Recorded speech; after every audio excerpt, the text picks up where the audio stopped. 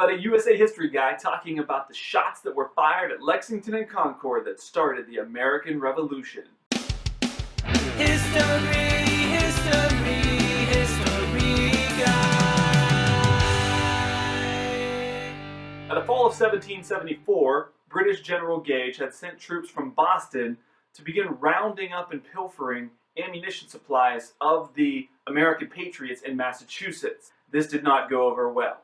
Until this point, there was still a lot of people against going into full revolt. Yeah, the people of Boston and Samuel Adams may have been for it, but it took some convincing. One of the people leading the charge for revolution in the South was a famous statesman named Patrick Henry. He stood up on the floor right around the time that Gage sent those troops from Boston. He said, "Peace, peace, gentlemen may cry peace, but there is no peace." He passionately stormed around the floor, giving his famous speech where he said, "Is life so dear or peace so sweet as to be purchased at the price of chains and slavery?" Which you could see someone in the room kind of wondering, don't we still totally have slavery? Yeah, dude, but he's on a roll, let him go. Patrick Henry said, "Forbid it, Almighty God! I know not what course others may take, but as for me, give me liberty or give me death." This is a famous speech.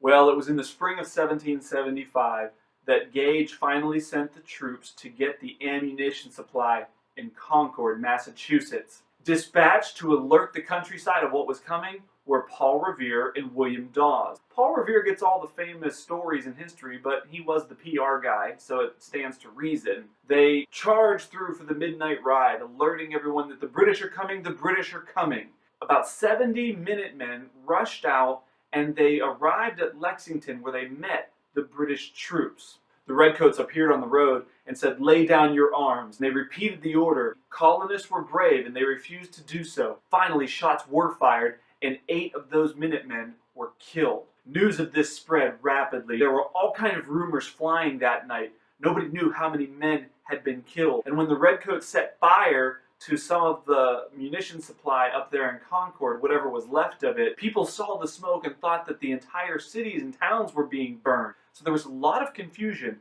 and that led to 4,000 Minutemen responding, catching up to the British, and firing upon them, killing many, chasing them as far as they could. All in all, about 70-some Redcoats were killed. Another 200 were wounded or missing. It was officially a revolution at that point. So while all of the colonists who were excited for war were basically high-fiving and huzzahing and it's on like Donkey Konging, the rest of the colonies had to figure out who was going to lead this new endeavor. So it was in May of 1775 the Congress reformed. This is the Second Continental Congress, what will eventually just become the U.S. Congress. Once again, it was 12 colonies who were represented. Georgia was not involved. A new face appeared very significantly this time around. His name was Thomas Jefferson, and he was brilliant.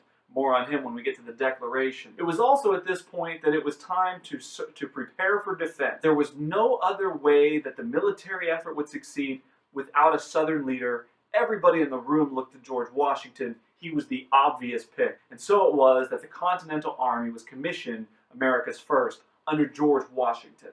There's a couple of lessons of history that are consistent throughout. One, wars are expensive. Continental Congress had to figure out how to pay for all of this. Another important lesson of history is that it's very difficult to go attack somebody when they are armed and protecting their homeland. When they know the community, they know the neighborhoods, they know all the secret ways to get around places. And that's what the British were up against. So through the summer towards the fall of 1775, it was really hard for the British to simply put down the rebellion. George Washington chased the Redcoats out of Boston Harbor. There was a couple of skirmishes down in the South, in Virginia, and even down in Charleston, South Carolina. By the fall of 1775, America was ready to commission its first Navy, and King George outright declared that this was, for sure, a rebellion. But the emotional ties to Britain were still strong. It would take some convincing by influential writers like Thomas Paine and Thomas Jefferson, who would famously write documents that would leave a mark on world history. We're going to talk about those in the next video. Common sense, and then the Declaration of Independence, as the American Revolution is in full bloom by 1776. Subscribe for the next videos from USA History Guy.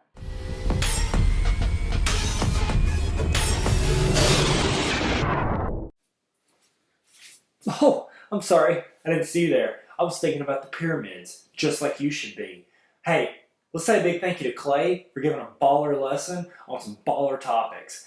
That's what's up. Don't get a chance to ask cap. Also, if you get a chance, check out Clay at clayrots.com and subscribe to him on social media. And don't forget to subscribe to this channel so you can learn everything, ever, and never miss anything, ever. Not even a free throw. Seriously, you subscribe to this channel, you will not miss a free throw. And here's the guarantee. If you ever do miss a free throw after you subscribe to this channel, we will give you back all of the money we took from you. Which is nothing. So go ahead and subscribe. Check out Clay. Go ahead and subscribe. Okay, I'll wait.